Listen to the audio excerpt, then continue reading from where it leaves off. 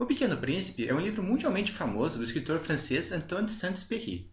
E ele é tão famoso que se tornou o livro mais vendido da língua francesa, com mais de 140 milhões de cópias vendidas. Por ter várias imagens, textos não tão longos e um estilo relativamente simples, o livro até parece ser infantil, isso a menos que a gente complique um pouco as coisas. Cansado de tudo ser sempre igual? Enjoado das mesmas verdades de sempre? Fatigado de tudo ter sempre o mesmo sentido? Então venha e vamos fazer do mundo o lugar mais interessante, complicando. O Pequeno Príncipe é um livro que começa narrando a história de um garoto que queria ser desenhista e desenha uma jiboia que tinha acabado de engolir um elefante. Só que quando ele mostra esse desenho para os adultos, eles não entendem e acham que é um chapéu. O que faz com que ele desista dessa carreira e acabe se tornando piloto de avião. Que inclusive é a mesma profissão do autor do livro. Anos mais tarde, esse garoto, agora um adulto, acaba caindo com seu avião no meio do deserto. E lá ele encontra um pequeno príncipe, que pede para desenhar um carneiro. E conversando com esse pequeno príncipe, ele deduz todas as aventuras pela qual ele passou até chegar a esse deserto. E essa aventura inclui a história de seu planeta natal, também chamado de asteroide B612, do seu relacionamento com uma rosa, de toda uma gama de pessoas grandes e estranhas que encontra no meio do caminho, e, quando chega na Terra, outros encontros que ele tem, especialmente com o Jardim de Rosas, com a raposa e a serpente amarela. E dentre essas aventuras, vamos focar em um aspecto simbólico essencial para o livro, que faz parte tanto do começo quanto da conclusão dele, que é a serpente. A serpente é aquela que devora o elefante no começo do livro, e é a primeira a ver o pequeno príncipe na Terra, dizendo a ele que pode auxiliar a voltar ao seu planeta, o que realmente acontece no final. Só que mais exatamente, vamos falar de tipo simbólico de serpente, que representa também o começo e o fim, chamada de Uroboros. Uroboros vem do grego ura, que quer dizer cauda, e boros, que significa devora. Ou seja, é aquela que devora a própria cauda. É um antigo símbolo representado por uma serpente mordendo a própria cauda, e que dá origem e consome a si mesma ao se devorar constantemente. A Ouroboros é um símbolo paradoxal em si mesmo, pois ao mesmo tempo em que ela se refere ao fim, também se refere ao começo.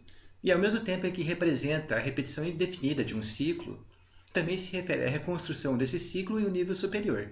Voltando à história. Antes de chegar na Terra, o Pequeno Príncipe encontra uma série de pessoas grandes, vivendo de um modo cíclico em seus pequenos e solitários planetas, sem nenhum sentido em suas ações, que apenas eram repetições provocadas pelas próprias repetições e por concepções pré-definidas dos próprios personagens.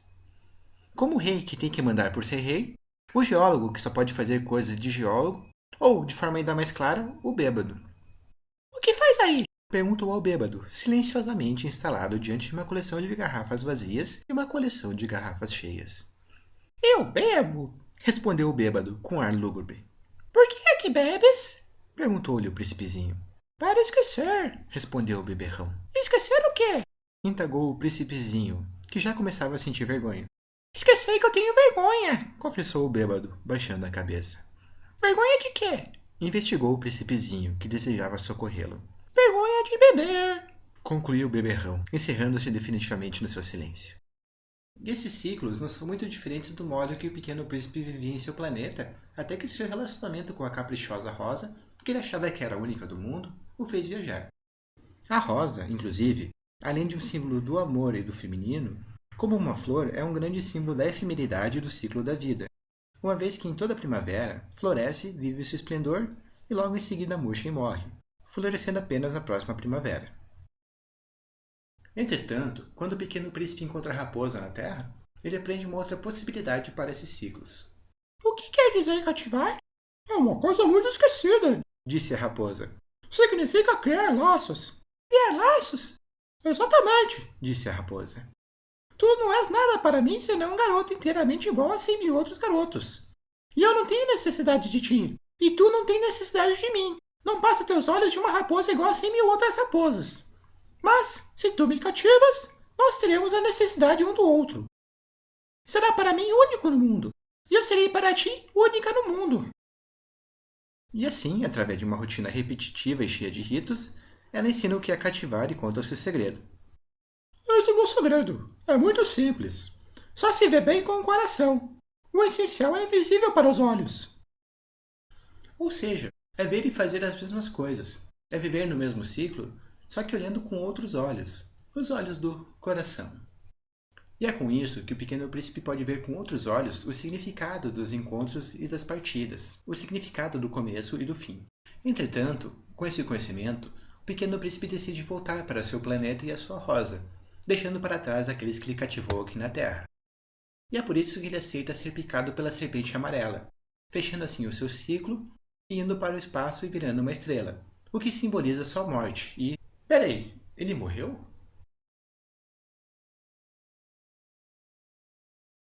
O Pequeno Príncipe é um livro muito famoso e com uma profusão de possíveis significados e sentidos. É possível entender ele como um livro sobre amizade, sobre como ter um olhar diferente sobre a vida, sobre esse lado infantil que nós temos e que às vezes perdemos quando crescemos, sobre a necessidade de ouvir a voz do coração, sobre um piloto de aviões estranho que acaba tendo alucinações quando seu avião cai no meio do deserto, uma obra sobre o sentido da vida, uma obra sobre o que realmente tem valor, ou mesmo a obra de um autor que tem um grande complexo materno e uma grande identificação com o puro eterno. Ou, no final das contas, esse é só um livro simples, com um final feliz, imagens bonitinhas e um chapéu.